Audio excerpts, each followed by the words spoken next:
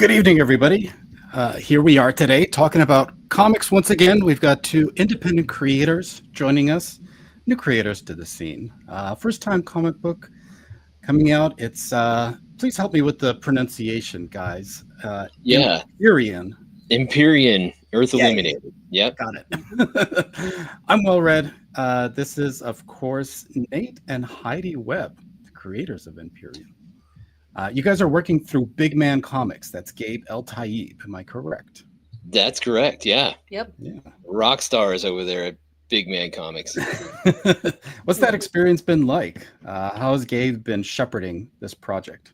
Yeah, it was really amazing.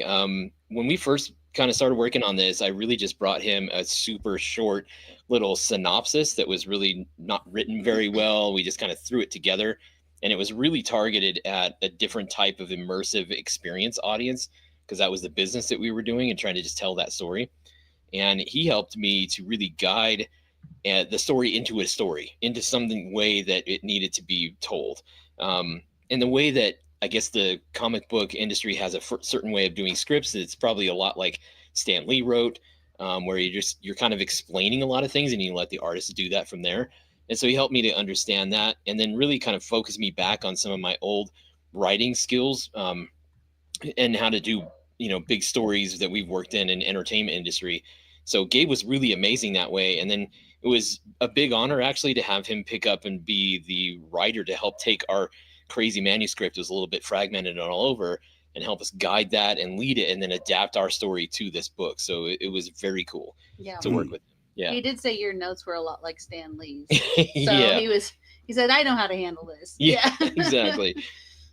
So there's been a bit of a mentoring process. You guys are learning on your feet with Gabe, guiding you steadily at the helm. That's yeah, exactly. Yeah. I mean, when you come from different industries, I kind of tend to write as I see a movie in my head. So that's how I typically write. And then as Heidi and Maddie and Mercedes both jumped in with all of that, we kind of come together as a team and we conceptualize and we just brainstorm. Blue sky, that's the whole thing. Blue sky, anything goes. Put it all down, and then let's see how we can maybe start to put it together into something that's cohesive. And really, I'm always thinking about movie because that's really my background is film and television. That's right. So we really think in that kind of way. And we even produce our events and festivals and other things that we work on in that exact same theory and mindset. Mm-hmm. So once we came over to this, it was like we needed somebody to really help us adapt that to make it make sense. Because I could write exactly how I want, but I learned pretty quickly with Gabe and Akeon that it was like the art director is really kind of like the director of photography and really like the director of the movie. And those two people in film really drive the story. They drive the visualness of it. So like the different shots and the angles and the color and the lighting and even some of the shapes and structures. And so that was very cool to work with them. And we've done that with, other projects where we had to adapt to a film or we had to adapt to TV. And so we kind of understand how that works. I'm still probably looking to do this with a big full novel at some point. And I'm sure I'm going to have to work with some novelist editor that knows how to take, the fragmented craziness that you put out and adapt that to there too. So it was really cool to work with Gabe that way. Yep. And then see Akeon bring it to life. Like, oh my gosh, I'm just unbelievable. Yeah, the first proofs we got, we just about lost our minds because it was like they tapped into our brain and actually saw it. Yeah. And put it on paper. Yeah. Well, so being here in the indie scene and in social media, one of the main skills you're going to find is that you're going to have to know how to pitch your book. So right. Guys, give us a great, really hitting it home pitch. Okay, yeah, for sure. So it's in our industry, and I think a lot of people in this industry understand too, log line. So the log line for Empyrean Earth Illuminated is that our book is based 60 years following the great AI wars. So 3 generations later, we have Elvira and Oliver. Elvira is an archaeologist in an archaeologist family. She's leading a program called the Nova Terra program. Mm-hmm. It's a government program led to study ancient artifacts that were found in this archaeological digs. As she grows along, she ends up meeting Oliver, who's a flyboy. He's like a starship fly pilot. He's test pilot, does all this kind of stuff. And they work together to try to figure out the code of what's happening inside of these artifacts that they've found. Meanwhile, the government of Solus, which is the planet Solus, is being led by the evil dictator. Is a rising dictator. His name is Casimir. Yeah. Everybody calls him Casimir the Destroyer, and Mhm. he has a human, half cyborg robot named Skaith, which he uses as kind of his death ninja. Sends it out, chases him around. And so, what in this book, the first book, is an introduction to the characters, introduction to the world of Solus, and really an introduction to what this whole adventure is about. So we give a really good 128 pages of amazing art by Acheon, written, and put all together. So there's lots of fights, there's lots of chases, explosions, cool shooting, robots, just amazing stuff. And the whole premise really is just for Oliver and Elvira to get a secret AI that has been stolen from them, get it back, and then steal a ship and check out these lost coordinates and confirm that this lost planet that they need to escape to is actually a real thing. Yeah. So that's, Amazing. I think, the basic logline premise of it. Can we get a close up on some of those pages? The interiors are looking spectacular. From Yeah, this I mean, angle. When you have a Disney animator for working on your stuff, it comes out pretty spectacular, and we can get you some more images too later. Yeah. But I mean, yeah, just the way that it's gone. And this is, I think, here's a cool thing. Trying to avoid things that give away a really good story, but Yeah. There's a cool thing that Gabe No did with spoilers. this. There's a really cool thing that Gabe did with this in what I think was very unique. And I think Gabe see this too, because he's been in it so long. But there's a good page for that. yeah, I think so. So he did Skaith. So this is our cyborg killer robot, Skaith. And the word balloons. Look at this. Black and white. Does that not sound scary when you see it that way? Yeah. So that to me was a very good take. I've not seen that in, I'm not a comic book guy, but like I haven't seen that in a lot of things, that out there. So that was a pretty amazing way to put things together. So it really shows on the page that this That's a good guy's a one. dark killer. Nice. Yeah, Yeah. the cool part is the main characters are actually based off of my grandparents. They were a part of my life in a rich and deep way. Yeah. They time. assisted my parents in making sure that I was taken care of well. And they were my dad's parents. And their names were Oliver and Elvira. And so we're honoring them and the investment they had in our family through naming them after the characters, and the characteristics of who they were and are still stand true in the characters that we've created for them. And it's really neat. Is there another reason why you brought this personal project to the indie space? Is there anything else that you wanted to say that you couldn't necessarily say through a mainstream outlet that you felt that had to be done? I would here? say, first and foremost, we're missing good heroes. And heroes that you can just read, enjoy, and not have to think about ulterior things coming out from the woodwork for you. You're just looking at Yeah. somebody and you're like, wow, that's a hero. And I think that's really important for us to convey that. Yeah, it's the classic heroes. I mean, when we look back at our family heroes, when we look back at the legacy of our country, it's founded on amazing heroes, right? These people, not just the founders, but every person that fought for freedom and liberty along the way are amazing heroes. And when you have those in your family, I mean, Heidi's grandpa was a B-17 pilot in the war, but then he also worked for Sandia and built some of the atomic bombs. And then he worked for Ball Aerospace, making things as simple as the penny. And, that kind of stuff is what's amazing. I think he even worked on Hubble telescope. So it's just like, these are the heroes of our family, our past, and every family in the United States has that, so it's an amazing way to bring back those heroes really to now and say, hey, these heroes that we have in our lives and our culture are amazing. And we don't have to modernize a hero with all the current, issues of the day. So that to me is pretty awesome. Yeah. And I thought that was really important for us to do that. Yeah. And we also mixed our faith into this too. Yeah.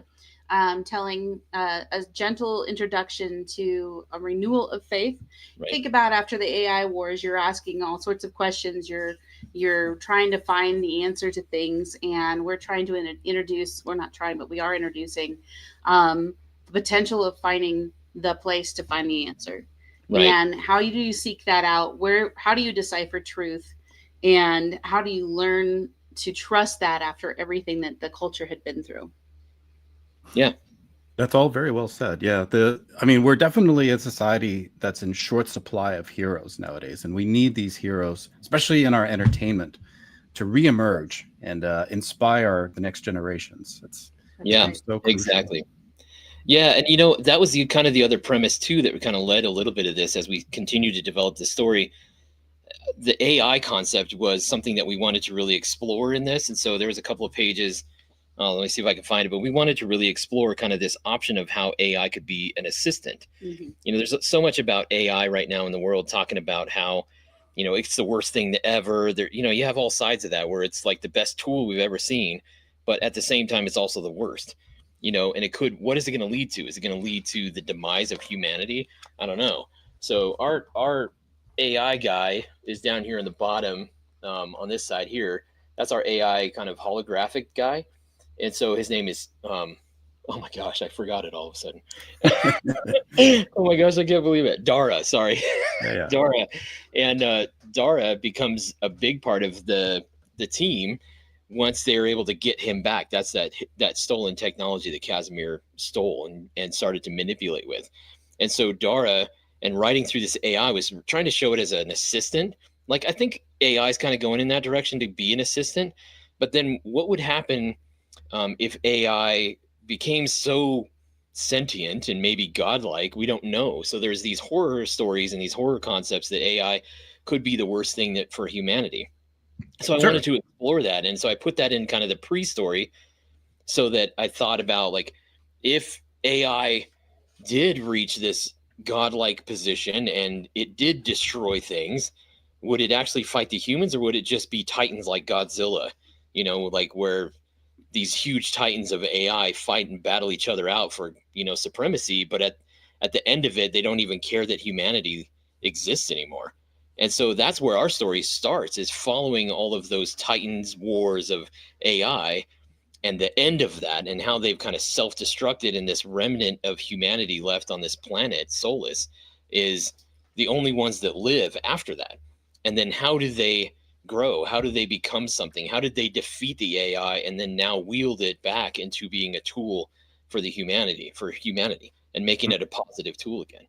So that was kind of the premise. I felt like it was important to explore not just the evil bad sides that could happen to AI, but what if it did become the best thing that ever happened to humanity, and then it had some kind of catastrophic, you know, problem, and then what would humanity look like after that? Because I think we're going to live through that. I don't think AI is going to transform humanity into something that it's not, you know, and make it something that it's not. I think humanity will still survive beyond AI.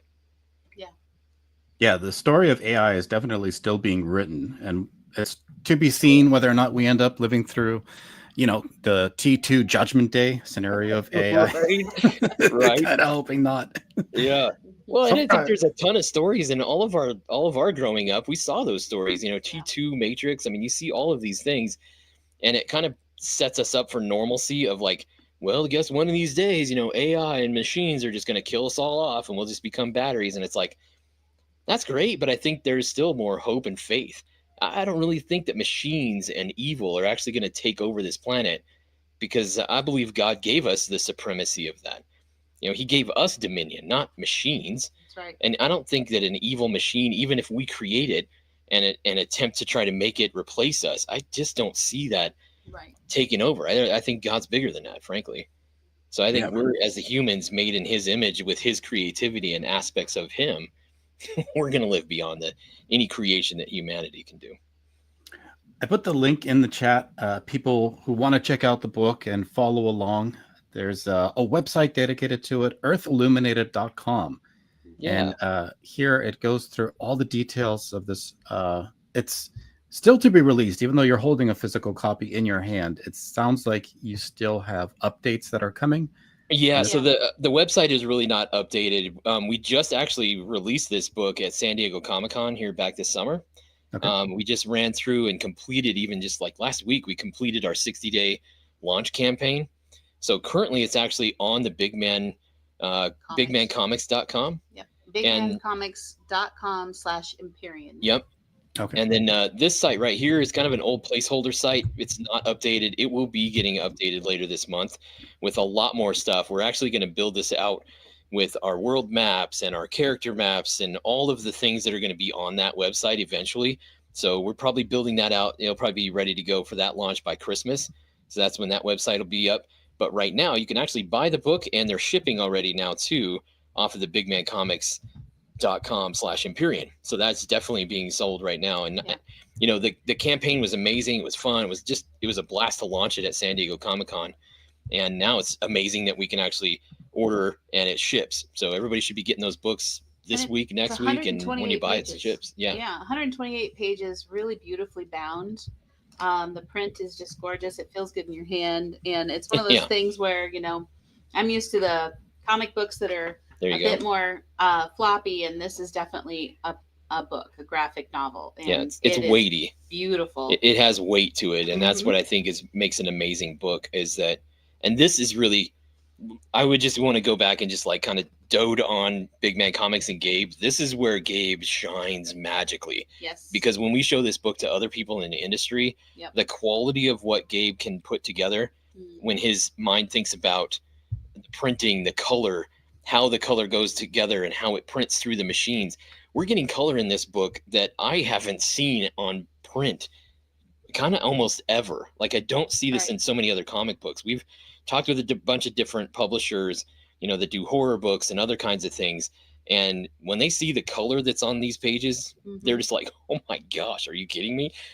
We spoke to a guy who's a veteran at a horror show that we were just at showing and talking about. And this guy's like, well, you know, you guys just getting into this, you know, you're going to have a lot of things and challenges and you're going to be running into some issues. And we showed him the book. And he's like, oh, you guys are kind of like most of the way there already. We're like, wow. Okay, cool. This one is cover B. This one's been drawn by Acheon, and cover A is drawn by Gabe. Yep. So that one right there on the website, that's cover A, or what Gabe has done. And then we've got the cover B from Acheon. And it's really great. I love Gabe's take on it too, because he really kind of focuses more on the, I would say, the femininity of Elvira. That was really awesome. I love how Oliver's got, you know, he's just got that gunshot. Like, he's ready to give you what for, but he's also kind of smiling, and he's just a little bit, I don't know. What do you say? He kind of looks like Heidi's grandpa, really. Like, don't mess with me. I'm going to, you know, take you out kind of deal. Yeah. And then Skaith, I mean, holy crap, look at Skaith. He's just amazing. There's a reason for that. We submitted photographs of my grandparents in their younger years. My grandfather in his uniform and everything else. So they took a lot of their physical structure and turned it into the characters for us. Right. And that's why we didn't want to make them look like mega superheroes, you know, all rippled and 12 packs and all that kind of stuff. We wanted to make them real, you know, real people. So that was very cool how Acheon was able to do that. And then this kind of stuff. Yeah, I mean, this is where Gabe actually came together too and kind of encouraged and added to the story a bunch more by adding droids and adding some of these battles and adding some of these scenes, which really escalated the tension of the whole moments. And so I feel like this was where the collaboration between us and Big Man Comics, and specifically Gabe and us as a team of writers, really levered this thing up about 10x, you know, so this kind of stuff. And then, I mean, every time I see any of these frames, I'm just like, it's very obvious that we had a Disney guy that was working on animations do this, because he sees it like when they present a movie, it's called a storyboard. And that's what's so fun, is like storyboards in a film kind of lead you through the whole story. Well, that's exactly what a comic book is, and a graphic novel. And Acheon just has that eye for angle and just all of the things it has to do with how to speak through that art. It's so amazing. And then I think Acheon did this poster too. So just all the action that's happening in that. Oh my gosh, so amazing. Yeah, a lot of amazing pages here. I wanted to quickly bring up one question here. Is the book already done? So yes, Yes. JD Kirby, it is done. It's done and shipping, so you can get it at bigmancomics.com/Empyrean. Yep. They've got several different cover options, as well as some packages, signed, unsigned, all of the good stuff. Yep. I'm holding one that we've all signed here inside. And I think they're shipping once or twice a week. So if you make an order, I think they're going out a couple of times a week. So you should be able to get that pretty quickly. Yeah. The art is pretty spectacular too. I know. I mean, look at this wingsuit and how it's translucent. Like, how do you draw that on paper? I know. So yeah, just Literally, they plugged a cable. I didn't know they did it when I was sleeping. Plugged it in my head and took what I was thinking and put it Yeah, on paper. I mean, right. that's really what it is.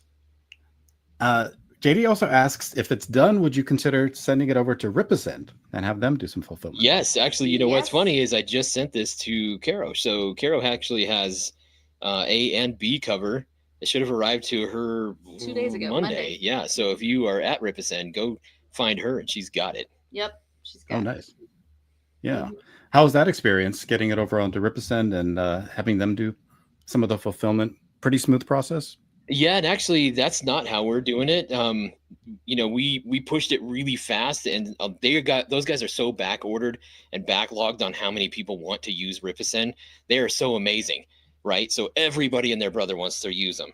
So Mhm. unfortunately, we didn't get them on this project for this We're this working on the version. next one. So yeah, we'll be looking at some other things with them in the future. Yeah. So we're doing all the fulfillment at Big Man Comics. So that's literally Gabe and Adrian Mhm. in San Diego in their garage. They're doing it like this is how you start amazing American businesses start is in your business. garage, Yeah. you know, doing the work, right? So that's how they're making this happen. So they're doing that themselves and shipping it, you know, twice a week now. So Yeah, they got a lot of work in there on their hands for sure. yeah. We are working with Rippasend. We're looking forward to the future with them, but those are things that we're gonna keep as a surprise for later. Yep. Yeah.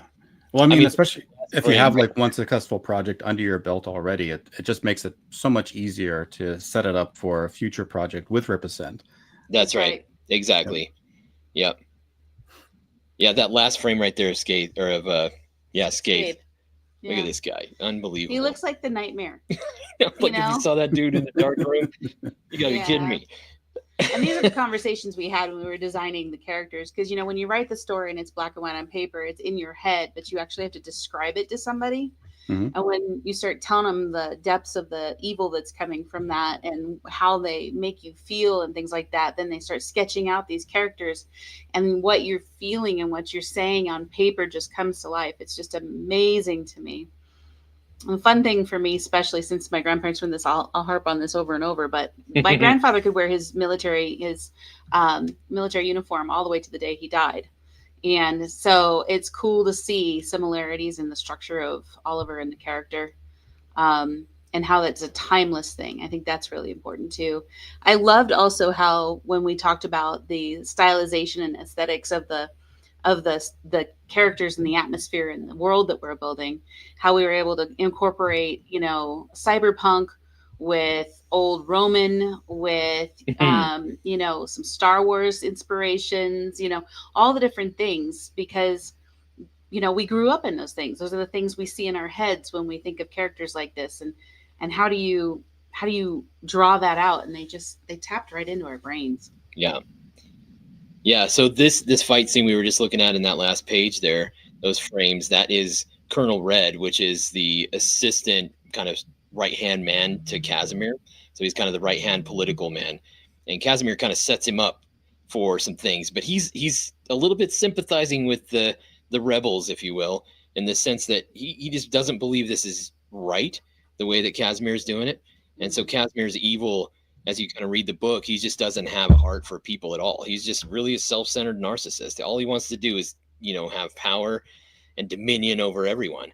I mean, look at, here's Casimir right in the middle of this next thing here, this next page, and he that's him. You know, he is the opulent, power hungry, you know, self-proclaimed god of everything. And, you know, he doesn't care what it takes to get things done. And so he kind of sets up Colonel Red when Colonel Red's like, I don't know if we should do this way. And so he gets him into some situations where Colonel Red has to really check himself and whether or not he's going to, you know, follow through with the evil, or whether or not he's going to, you know, turn and be, you know, the action for good from the inside. So that's a big thing. And some of these frames here too show like some of the robots and some of the evil kind of stormtroopers, if you will, that are just going after the people. You know, there's people rising up. They don't like Casimir. They don't want to see him rise to power because he's not nice. He's a tyrannical dictator, wants total control. But, you know, he's only able to control them through the power of his stormtroopers. He's only ever able to control them through. Yeah, I mean that's kind of a generic term somewhat, but the military, yeah, these guys that are going to go after that, the ones that just don't have a heart either. They kind of like power and inflicting pain on people. But then he also implies the robotics and drones and other kinds of things against the people as well.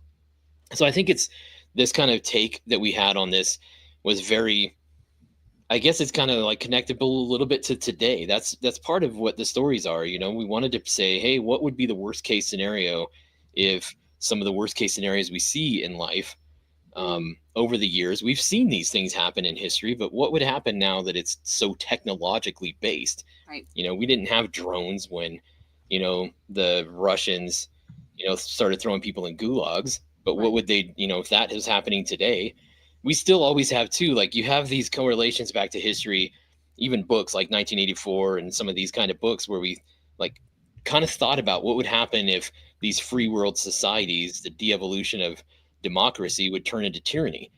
And, they had all these kinds of speculations. And I think that's what makes really good stories. I mean, even like Ayn Rand's Atlas Shrugged, it explored a bunch of these things, but they didn't have the understanding of the technology of AI and drones and robotics and really the power that even that kind of stuff brings to, a global overlord, power dictator, narcissist. What is that going to do when they have those kinds of tools? What is your vision for this entire series after this book? Are you planning to branch it out and just follow on one core storyline, or are you expanding a whole world from here? Which way do you think it'll take? Yeah, I mean, as we're building out the world, we're starting to see, I think we've got maybe 400 characters at least named. I would say probably a third or maybe a little bit, almost close to half of those have at least a backstory of some type. So I feel like we're going to follow Oliver and Elvira. I think there's a trek that maybe leads that through 4 or 5 books. But I also feel like there's so much happening in the planet Solus, but really in this kind of galaxy far, far away. I said that, didn't I? In a galaxy. Yeah, I said it kind of on purpose, but but there's this galaxy, right? And I think God created thousands of millions of galaxies. So there's another galaxy where this is kind of maybe going on. And it's interplanetary, right? So this premise of this story is that Oliver and Elvira and the Nova Terra program and the shards of antiquity that they found really is calling them to this new planet. And the reason for that is to escape the destruction that followed the AI wars and escape to a place called Empyrean. And Empyrean, the name, is the highest level of heaven. That's really what it's all about. And so I think in our faith, and I think in just we all want to go to a place that is better than this, right? Mm-hmm. As much as we love this place, we know that God intended for us to live in pleasure, right? That's what he asked us to. That's what he created us for. And unfortunately, we messed it up as humans. So now, we need to escape to that new planet, that new earth. And that's what we need. And so that was a big premise of this book as well. How do you escape tyrannical dictatorship, the destruction of the planet following AI wars, and just kind of humanity has kind of destroyed the planet? Where do you go? And so I see so many other characters are leading their side of the story. They're leading their kind of wings of the story. And this is how we start to explore all the different AIs that are connected. And frankly, I don't want to give this away necessarily, but nope. Casimir's not the worst guy out here. No. He's not the worst guy in this universe. But he is for the first part that you got to know. You have to have an appreciation. It's we have a character Bible that we're building. That's how we know how many characters we have. We know where they're from, how they were born, who they were born to, all of the things. And, I could see this being something that goes multiverse, much like the Marvel did with different characters, but they're all spinning around this core, seeking something better. And it's a calling. It's what are you willing to let go of? What are you willing to do? Are you willing to be the person that stands up and does the thing that's the scariest and the most important to help everybody, not just yourself? Right. Selflessness. Yep. Yeah. Well, the book looks amazing. I definitely would recommend that people in the chat who are misbehaving a little bit, my apologies, they're here to pick on me, which is fine as long as they enjoy comics. But I would recommend that all of you guys go and pick one up. I know you guys want to be entertained a little bit, so let's lighten the mood a little. Guys, maybe our AI overlords might not be so bad. What if they're actually pretty good? So, Right. what if these were our new future leaders in a world of AI? Yeah, I know that kid might. Yeah. I mean, I'd follow this kid anywhere. So, Right. Yeah, see, that's when they're still innocent. exactly. Oh my gosh. That's amazing. War can do regular hard PT. So can every member of our joint force. Frankly, it's tiring to look out at combat formations or really any formation and see fat troops. Oh yeah. Likewise, it's completely unacceptable to see fat generals and admirals in the halls of the Pentagon, leading All those commands around the fatties. country and the world. It's a bad look. It is bad, and it's not who we are. So whether you're an airborne ranger or a chairborne ranger, a brand new private or a 4-star general, you need to meet the height and weight standards and pass your PT test. Yeah, I don't think people in the chat are meeting those weight standards. JD Kirby, looking at you. You need to get one of these books, JD. Yeah, right. Yeah, see, know- those are the fun parts of AI right there. Heck yeah, that was amazing. I love that. Yeah. See? Yeah. AI can be used for good, everybody. There's evil AI and there's AI that's going to be your friend, going to be your cuddly overlords. Exactly. And see, that's the thing, like Elvira in this story, she's one of the developers of AI following the AI wars. Her grandpa actually, in the backstory, was part of the team that helped the downfall of the AIs. You know, they were able to destroy the AIs from behind the scenes, you know, as them being archaeologists looking for things to defeat death. That was kind of the whole purpose of their archaeology in the past. And so her dad actually was able to help find a way to defeat the AIs and then set this whole archaeological thing in place for now Elvira to take over that program at Nova Terra. So yeah, that's how now she's wielding good AIs with a purpose. Mm-hmm. Yeah. Yeah, I think AI is just how effective we're going to be able to control it. That's really going to be the determining, criteria there of whether or not it serves or it subjects us, to its oppressive will. So Right. Like every technology, good and bad side, double-edged sword every time.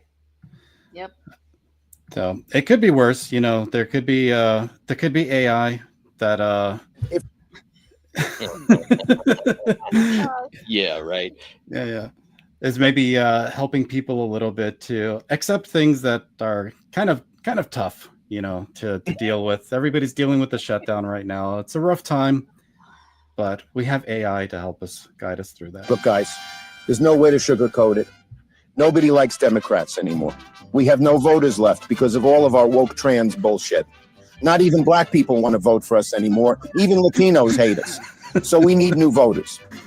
And if we give all these illegal aliens free health care, we might be able to get them on our side so they can vote for us. They can't even speak English, so they won't realize we're just a bunch of woke pieces of shit, at least for a while until they learn English and they realize they hate us too. Oh my god. Look, guys. That's awesome. That's hilarious, man. And the other guy's just sitting there staring, looking back and forth. That's too funny. Yeah, this became a whole thing, the sombrero meme. Have you guys followed that at all? No, I was wondering why. Okay, so I checked the socials just a little bit this morning, and then I got working. And one of my friends posted, "Anyone know how to fix my sombrero?" Yeah. I was like, "Oh no, What? I'm gonna ignore this." I was at work, so I didn't hear anything. Yeah, I didn't know. Well, so Trump posted that because the argument is that the Dems are trying to shut down the government to give healthcare to the illegals. That's their whole reason to push on that. So he put out that meme, and now the Democrats got upset over it, of course. Yeah, well. So the response has been to put sombreros on all of them. And there's all these memes that say, as long as the shutdown continues, the sombrero memes will not stop. So there you go. I love it. See, this is why the right knows how to use comedy, man. Comedy was so funny, and it's funny on the right. All the Democrats can't handle it, so that's funny. yeah. Oh my gosh. I love it. it's definitely, turned the tide of the shutdown into the Republicans' favor once they see the humor behind Yeah. how it's being treated.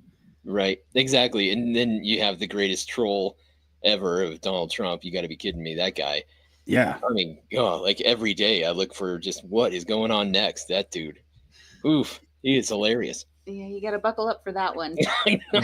What are we going to see? I think I'm tired of popcorn, though. Oh. It's not a dull moment, that's for sure. No, not even close. Thank God. Yeah. It's been so boring. Right.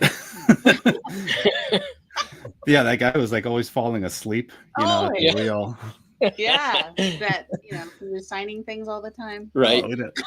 Was he? That auto pen. Yeah, we're not sure about that one. Okay, so then you saw that one where it's like all the presidents' photographs in the hallway at the White House. And the auto pen. Yeah. Pretty funny. Oh. How did we survive? This. Sense of Yeah. humor. That's right. Right, amazing stories. Yeah. You're 40 something, almost 50, and you're going, okay, my imagination's important right now. Yeah, exactly. I mean, look at the alternative, guys. I mean, what are you going to do? You're going to buy this? Oh, yeah. Yeah. Batman with the, trans colors. I don't think so. Right. Guys. And he's supposed to wear black, folks. He's Batman. You're Just right. Putting it out there. It's not intimidating. Well, I mean, this is kind of intimidating, I think, if you're a parent, Yeah. I'd be terrified if I saw this. Or an aunt or an uncle or, Exactly. Yeah. Mm-hmm. I mean, that's why we pulled our kids out of school. Like, our kids went to them. homeschool the last 6 years of their schooling. So, yeah. 8 years. Okay. Yeah. It was fine. I loved it. Yeah, it's all good. Yeah. So, come to the Indies, guys. Or the waters are much safer here. Right. You don't have to worry about your children. Exactly. Right? Yeah. I know Gabe is really big on positive role models too. That's part of his moral upbringing. The things that he tries to espouse in his comics as well. Yeah. Well, he's definitely an advocate for the man in the house and being a good father and a good husband. And I think that is absolutely honorable and amazing. And it's wonderful getting time one-on-one with him and his wife, Adrian, and their family. Yeah. We really enjoyed that after San Diego Comic-Con, just getting a little bit of time, just us. And what I like about that part of him is that it resonates with Nate and who he is. They're manly, and it's not like, but like manly. Like they've got a compassionate heart. They care about the people around them. They will go to bat for anyone that they believe in as being wronged, and they have a constitution that's as solid as it can get. And I think that's stuff that I know as a woman, you're just like, wow, that's awesome. And it makes me stronger because of it. Awesome. I appreciate that. Yeah. I mean, it's fighting for what's right. Mm-hmm. Do the next right thing, have integrity, stick to it. And I think that's a really big thing that Gabe really is good about talking about. And, all of the videos that he does and all the things that he talks about are just amazing because it's really bringing it back to that. Right. So Gabe does a great job at kind of connecting all the craziness of the world back to how we as men have to be men and really step up and take care of things. So, yeah, I appreciate Gabe for that big time. Yeah. And the neat part, too, is that in the book with him co-writing, he really helped make sure that we elevated Elvira into that helpmate and that intelligent woman, person that was a really good mother and wife, but at the same time had her own knowledges, wisdom, and was respected. And, those are things that culture needs right now, is to understand the balance of how that works and to have an appreciation for the uniqueness of a man and a woman and their intelligence in all directions. So, yeah. And that definitely is in line with what Gabe talks about all the time. Yeah. And it comes through in the creative work. You definitely want to see the art reflect life in that way. Yes. Yeah. All those values to be represented in your fictional characters and the things you want to give to your kids. So. Yeah, exactly. And that's the coolest part. We've got a picture from Heidi's cousin and a little 7-year-old. Was she 7? She's 12 years old. God, how bad am I? Cousin? No, not your cousin. I'm saying your cousin's daughter was reading this book. And so she's 12 years old, and she was just enthralled by the book. And to me and Heidi, that really is an important piece, because it's where the kids are kind of taking in their first little lessons about how culture works. And when they can engage into these kinds of stories like this, they're being kind of unprogrammed from the rest of the world. We're supposed to be called to be separate from the world.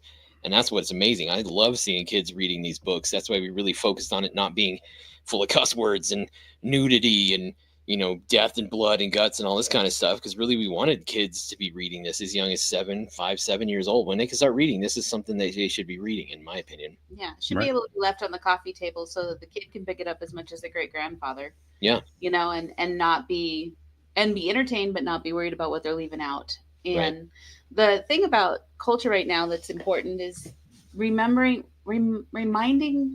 everyone and planting the seeds that the imagination is important, and that it's a safe place to be, and that you're able to grow that in a safe place. Even when the world says it's not safe, it is safe, because you can build that around you. Yeah. I love it. What JD's saying there is exactly right. Just put out interesting stories. That's all we ask. And that's exactly right. Interesting story with interesting people. That's right. That keep you interested to follow what they're doing. Yep. And hopefully those stories help us to understand how we can navigate similar challenges. Maybe not so extreme challenges, but those same kind of challenges. That's what story is about. It's about helping us to do that. That's why everything in the world of humans has been passed down through history, through story. So I love it. Thank you, JD, for that comment. That was that's awesome. Yeah. Agenda free. Yeah. Right.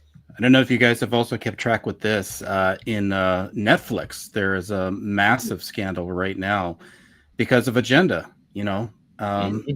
Netflix subscribers are fleeing over transgender kids show.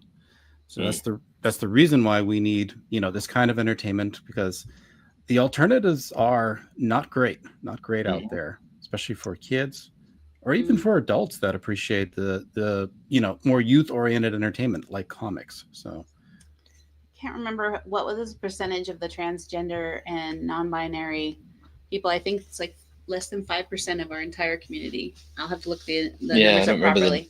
We're having 5% or a small percentage of our entire culture of people trying to drive the entirety of the culture. Right. And that's backwards. We need to be leading from the front. We need to be leading through our children, through their education. We need to be leading through our faith. We need to be leading in our pride in who we are and what we do, our patriotism, and in the way that we show love and compassion. That's a big thing, and it doesn't mean you have to accept everything. It just means that sometimes love is being honest and saying, hey, that's not cool. We're going to do it this way instead. And that's just sad. Well, yeah, and I did see some of these images, but I didn't really follow the whole story. So it looks like this is a children's television show, kind of targeted at what was the age group on this?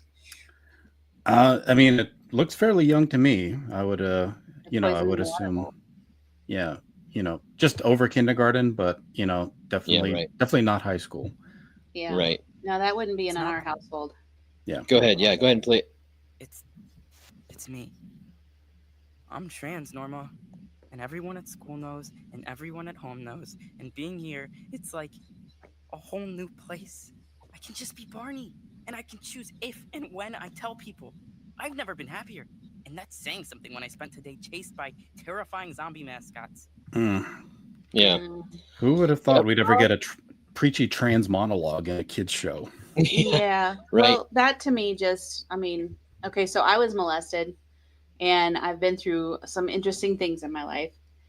And that just seems like that is an abusive person behind the scenes coloring the water to try and make it look like it's okay. Yeah, that is absolute evil brainwashing. That to me, that's abusive because it's someone that's grooming kids to be okay with whatever they want to do with them. And that's unacceptable. Yeah, my brother and I were just talking today, about a number of different things. He just lost his job and he's going through some stuff, and we're trying to figure out, what's the purpose that we're on this planet for? Right. And like, why are these people doing this kind of stuff? Like, what kind of humans do this? And it reminded me of, I don't remember what verse in the Bible, but it talks about we don't fight against flesh and blood. That's right. We fight against principalities of evil. We fight against the wickedness, and wickedness is wicker. That's what the root word of wicked is. And so when wicker, if you think about a wicker chair, it's basically interwoven strands that make it strong. And it's so interwoven into society, and what they're trying to interweave all of this stuff into society so that you can't tell what's normal and what's not normal. They want it to be normalized, right, so that all of this wickedness is just turns into this mesh of society that is all, all wicked. And to me, that's really it. It's like focusing on, it's not the individual people, because it's not flesh and blood is our enemies. It's these principalities of evil and the wickedness in high places. And I think that's what we need to call out on this kind of stuff, because it's not beneficial. Like that, none of that is going to be beneficial for anybody. It's just going to set them up to have mental problems, to second guess everything. And really the evil part of it, to call it by its actual name, is when Satan or evil, or any way that you want to call it evil calls out and says, what you were, the way that God created you, isn't right. And so we need to fix it. And that is the core of evil. And so when you just incite that into people, there's no benefit for anything. It's just intended to steal, kill, and destroy. Well, it creates a lot of confusion, a lot of lostness. I mean, because of the experiences I had as molested and then raped, I had a lot of confusion in my sexuality, and I was bi, and that came from the lies that were around me. And it was easier to hide from dealing with the hurt that I experienced by having actions that fit culture than actually owning up to how I was hurt and pursuing the healing on my side. And that is something that's really powerful. And I think what's being robbed of our children and our culture is the ability to heal. And healing doesn't come from changing your aesthetics or who you are. It comes from getting a resolution to what was the root hurt that came to you, and finding the peace out of it. When I had a person tell me once, you can either be the victor or the victim. And I operated in the victim mode for quite a while. I am the victor. I'm victorious. And because I'm victorious, because I chose healing, because I chose forgiveness, which is a whole topic we could spend hours on, I am able to now be an example to anyone who needs it in my life in smaller, great ways, whatever they need. Right. Yeah, we are definitely dealing with manifest evil here. This is the creator of that show that I was just showing you. You can see, the happy little grin. Beard is no indication of manhood in this case. Right. He's also posted Charlie Kirk comments. Lovely. To no surprise. Yeah. Netflix is deafeningly silent on this creator. So yeah, this is, for me, that's where the line draws. I told everybody when that happened with Charlie Kirk, I was like, okay, nobody has the voice anymore as far as I'm concerned when it comes to speaking. You guys talking, the time of talking is over, because you were the one that crossed the line into violence.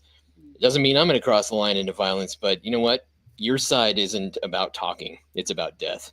So we're done. Yep. And I think that's kind of what you're seeing across the board. People losing their jobs, this kind of stuff. Honestly, that was enough for me to go, we're done with Netflix. Yeah, I mean, just seeing that. Yeah, because now we kind of caught up on the story. So yeah, I woke up this morning, wasn't paying attention to it, and now I am. So yeah. That's how easy it is, folks. You don't have to wait around for someone else to convince you. You see things, it's wrong, just make an action. So I'll get online and cancel her account. Yeah, quit being complacent. Quit being, what I keep always miss the word. It's the compromise. Quit allowing compromise to happen. Call BS when you see it, and then don't kill be afraid. Don't be afraid. Kill it by taking its money away. Quit supporting it. Just eliminate it out of your life. Instantly. Yeah. I mean, that's easy. We speak with our dollar all the time. Everybody does. Yep. So choose where you put it. And I'll be canceling that when we get off of this. Okay. There we go. That's the thing to do now, guys. You got to speak with our dollars, because that's right. Yeah. And I know it's complicated, but we, same with Disney. When we cut back on everything, we quit our Disney Plus and Yep. all of that during a lot of the things. Yep. We have some other things that we do with them, but there's a balance between participating in the areas that you want them to succeed in and removing your participation in the areas that you don't support.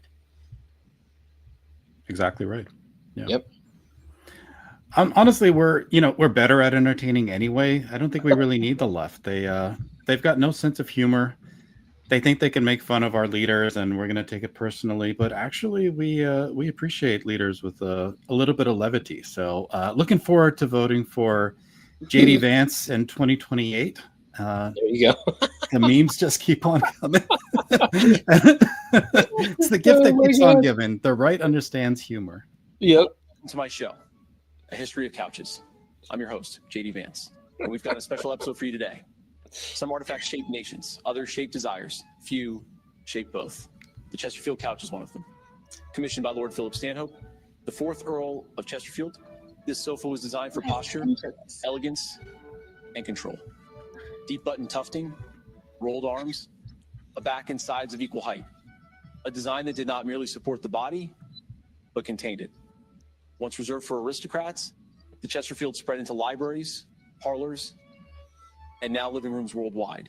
So what's funny about that is actually that was put out by Gavin Newsom, and Yeah. he thought it was an own. Yeah, you're like, It's no, an that's great. excellent promotion. Makes me want to for the go find couch. one of those couches. Yeah, I know. I'm like, wow.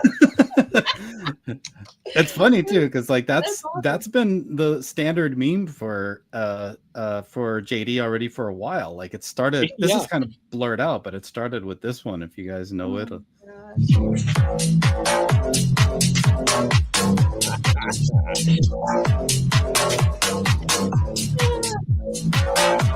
Yeah. Not staying up late enough at night. That's gonna give you nightmares. Going to bed too early. Yeah. Yeah, Newsom is Right. allowed. New scum. You got to say Yeah. it like Trump. You got to have that scum. Yeah. Well, now they've got them all in sombreros, so they got plenty to be upset over and to cry about. Well, Yeah. Exactly. Yeah. Exactly. We Now, asked. now, when you go to a Mexican restaurant and get a birthday, is that a problem now? When they It's come gonna out be. there, they're gonna sing it. Sing "Feliz Cumpleaños" or however they say it. Sorry, I messed that You up. got that. And put the sombrero on you. Is that a thing? Like, Yeah. oh, yeah, you're gonna have to watch out now. Sombreros are becoming a hate symbol. yeah. Yeah, right. Well, out here we've got Casa Bonita. So what the Yeah. heck? Mm. Yeah, right. It was funny. We asked Gabe and Adrian why they keep Big Men Comics in California, and they replied, that they feel like they need to keep a foothold of the conservative side in California to try and help win it back. I thought that was pretty honorable. Right. And actually, if you really look into the politics of what's happening in San Diego, it's a very conservative area of Yeah. California. There's a big conservative, stronghold down there. So, I think that's pretty amazing for them to stay there. Plus, I mean, San Diego, if you've ever been to San Diego, oh my gosh, it's like these amazing places on earth. Holy Yeah, but moly. here in Colorado, where we're at right now, I mean, Right. it's gorgeous, but the stronghold of funk is Oh, yeah. it's Bad. thick. Yeah. Yeah, yeah. Both states are beautiful, Mhm. geographically, but it's unfortunate what the leadership has done. Yeah. Well, when you have really nice, amazing things that God created, that's a target, right? So they Yeah. want to steal, kill, and destroy. So that's why they come after California, which is the most amazing state in the world, in my opinion, Mhm. and Colorado right behind it. Yeah, Yeah. it's a shiny city on a hill. So what are you going to do? They're going to take it out first. Yeah. Well, we'll just keep fighting, guys, and Yeah. hopefully we'll win. Yeah. We will win, right? Well, Uh, in our lives, we always bring the light in the dark places. We do that with our other business, and we do that with our stories, and that's what we're fighting for. And even in the heart of Denver, Colorado, where we have all sorts of challenges, we light up the Denver City County building for Christmas every year. That's been our team for our business. And Yep. so, we're not strangers to doing the opposite of what culture says to do, but doing it with love and with intention. Yeah. Yeah. See, JD's right here too. That's exactly right. But what's also funny about that is that you'd be surprised how many really kind of libtards that exist from Fort Collins to Boulder to Denver and a lot of the surrounding areas. So it's pretty bad here in It's Denver. entrenched. But like when you look at conservatives in the whole entire state. Like it's a blue state with a couple of, or I mean, it's a red state with a bunch of little blue patches in the middle. Yeah. So yeah, Front Range. But yeah, I mean, that's what it is. You have to kind of continue to fight through it. I think this is part of the reasons why we just have to vote. You have to stick to it. You have to stay there and you have to fight. Do not cede the high ground. That's for sure. Yeah. Do not cede the high ground. Yeah. We have dual citizenship between Florida and Colorado. Yeah. We take our breaks from here to there. Yeah. You got to have some sanity. Yeah. Caffeinated Wolf says, San Diego is beautiful, but I'm glad I left California. They can figure their crap out or not and pay for it. I prefer the former. That's right. And that's part of what's happened in Colorado too. I mean, the prices of idiotic everything in California. I mean, when price of fuel is over $7 a gallon or something, you got to be kidding me. And I think it's supposed to go up because now I've heard a whole lot of the oil and gas companies are moving out of the state. And so Gavin's kind of freaking out about trying to keep them there. And that could push fuel over $10. So that's a problem. How do they move out of state with the law, though, that penalizes them for moving their businesses out of state? Like, just pay the penalty and leave. I mean, that's what you do, right? Yeah. Patrick Bet-David did that. You know, so yeah. So when we look at Colorado, a lot of all through the 80s and 90s, Californians that were sick of it back then were moving to Colorado. And then they brought their politics to Colorado, and now it's turned into a blue state. We weren't a blue state before. We were always a red state. Yeah. So now, unfortunately, all those Californians moved here and kind of bluified the place, you know, and that's fine. But like at the end of the day, we end up with these same expensive, crazy factors. In Colorado, like my kids, they can never get a job that's going to buy a house. No. My brother actually just moved out of the state because he and his wife had full-time, high-paying jobs and could not afford to get a house. Like, what is wrong with that? So this is where it really affects, I think, the next generation is all these intentions of making it better because they want to make it whatever the thing is that you want, you know, on the left. And I don't really know what they want. That's hard, the other part of it. It's hard to identify it. Do they want more expensive everything? Do they want, I don't know. Yeah. So now kids can't afford to live. They can't afford to buy a house. They can't afford to do what their parents did or their grandparents did. It's not working. So, you know, something's got to break and change. Yeah. I don't know how you stick through it. I don't think they're teaching real economics in school either. No. Because if they were teaching economics, kids would understand that raising the minimum wage isn't going to fix the problem. We got to bring in proper industries. We've got to support them. We've got to do the things to teach them trades, not just college education. Yeah. Yep. Hey, how's it going? Right on. Thanks for being here. Yeah. Greetings, Amit. Well, I think we'll probably try to bookmark there. They want you dependent on the state. That's right, Caffeinated Wolf. Yeah. Yep. All you can do, guys, is politics is downstream of culture. You got to fight for the culture. You got to back good comics. You got to give your kids good heroes, good role models to follow. You got to go out and get yourself a copy of Empyrean, Earth Illuminated. The link is in the chat. Guys, you want to give us one last pitch for your project before we call it a night? Yeah, sure. Absolutely. So Empyrean is our new graphic novel, 128 pages. It's about a 2-hour read. It focuses on husband and wife team Elvira and Oliver fighting against the Casimir the Destroyer, the evil dictator rising on the planet Solus. He and his cyborg killer Skaith are chasing down Oliver and Elvira to try to disrupt their program Nova Terra. So Oliver has to break in and steal back the AI technology called Dara so that they can decipher the code for the lost planet, the promised new land, and get off world and go and see if the coordinates are true for the Empyrean Earth Illuminated. Yep. It's Easter eggs, because there's hints in there. There's things and codes that if you figure them out, you should let us know. It's very sci-fi intense, and the art is really high quality. So I'm hoping people do check it out. Guys, the book is ready. It's printed. It's done. You go out there, you back it. You get your copy sent to you right away, right? Big Man Comics. Yep. Shipping twice a week from Big Man Comics out of San Diego. Yep. I don't know what all the ship times are. That's a thing. But yeah, jump on there now. They're available right now for $35 there, plus the shipping. Yeah. And, you know, they're shipping them out twice a week. So I think you know, if you're close to California or Colorado, you're probably seeing it within a couple of days.